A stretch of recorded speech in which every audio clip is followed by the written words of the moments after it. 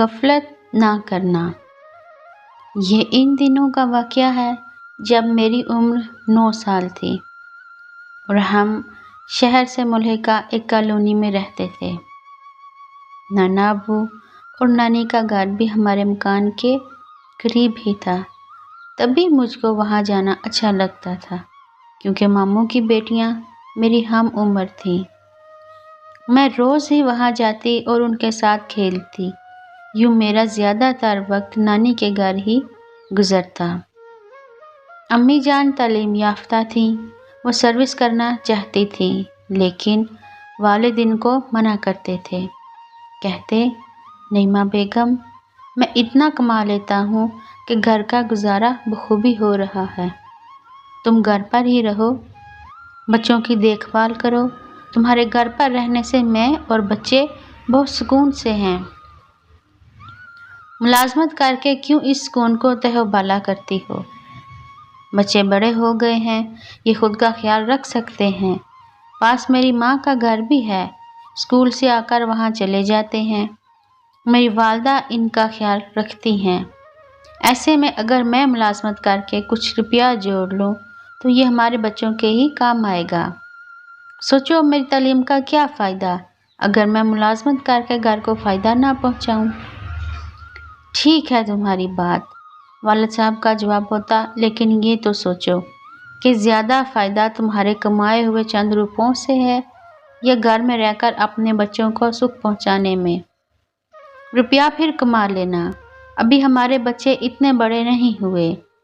تمہاری مسلسل اور روزانہ گھر میں غیر موجودگی سے یہ گھر محفوظ اور تتر بتر ہو جائیں گے۔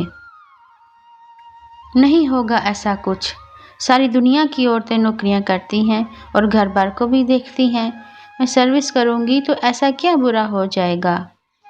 آپ کے ذہن میں جانے کیوں اس قدر منفی سوچیں آتی ہیں؟ غرض بہت دنوں کے اصرار کے بعد امی نے ابو سے ملازمت کی اجازت حاصل کر ہی لی اور خوش قسمتی سے ان کو بہت جلد ملازمت مل بھی گئی۔ وہ اب صبح صادق کو اٹھ جاتی، نماز پڑھنے کے بعد ناشتہ اور ساتھ ہی دوپہر کا کھانا بھی تیار کر لیتی۔ ہم کو ناشتہ کروا کر اسکول روانہ کرتی، اس کے بعد خود تیار ہوتی۔ والد صاحب بھی دفتر کے لیے تیار ہو جاتے، یوں دونوں گھر سے ساتھ نکلتے۔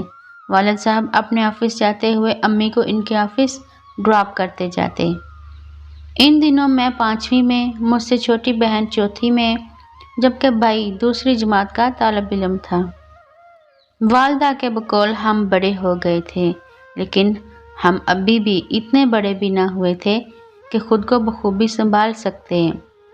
میں بھی ایک لاؤبالی لڑکی تھی، مجھ کو تو اسکول سے آتے ہی ماموں کی بچیوں سے کھیلنے کی پڑی رہتی تھی۔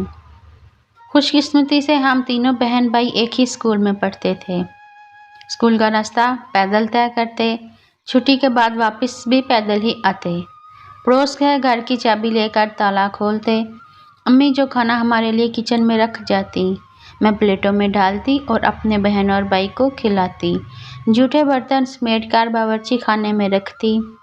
یونیفارم بدل کر گھر کو تالا لگاتی۔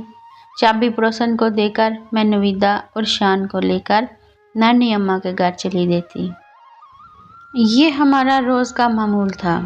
ہم صرف چھٹی کے دن اپنے گھر میں رہتے کیونکہ اس روز ہمارے والدین کی بھی آفس سے چھٹی ہوتی تھی۔ امی سروس مل جانے سے خوش تھیں اور ہم یوں خوش تھے کہ آزادی ملی ہوئی تھی اور نانی اماں کے گھر جانے اور ان کے وہاں سے زیادہ وقت کھیل کود میں گزارنے کو ملتا تھا۔